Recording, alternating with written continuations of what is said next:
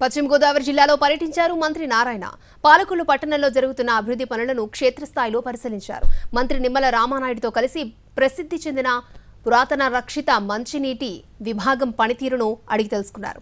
హిందూ శ్మశాన వాటిక, రామగుండం పార్క్, ఎన్టీఆర్ కళాక్షేత్రం, ఎన్టీఆర్ టిట్కో గృహాలను పరిశీలించారు. ప్రతి మహిళ తన భర్త, పిల్లలతో గౌరవంగా బతికే విధంగా ఇళ్లను నిర్మిస్తామన్నారు మంత్రి నారాయణ. ప్రతి మహిళ తన భర్తతో పిల్లలతో ఆనందంగా ఉండే ఇల్లు కట్టు, ఎంత ఖర్చైనా పర్వాలేదు అని చెప్పిన మాట ఒకటే.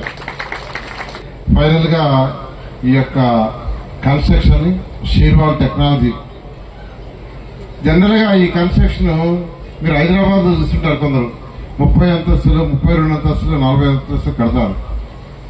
ఆ రోజు 4 అంతస్తుల కంటే ఫస్ట్ అధికారులు వద్దన్నారు. ముఖ్యమంత్రి అయితే లేదు పేదలైనా మంచి కన్స్ట్రక్షన్ ఉండాలా, మంచి టెక్నాలజీ అంటే ఆ రోజు షీర్వాల్ టెక్నాలజీ.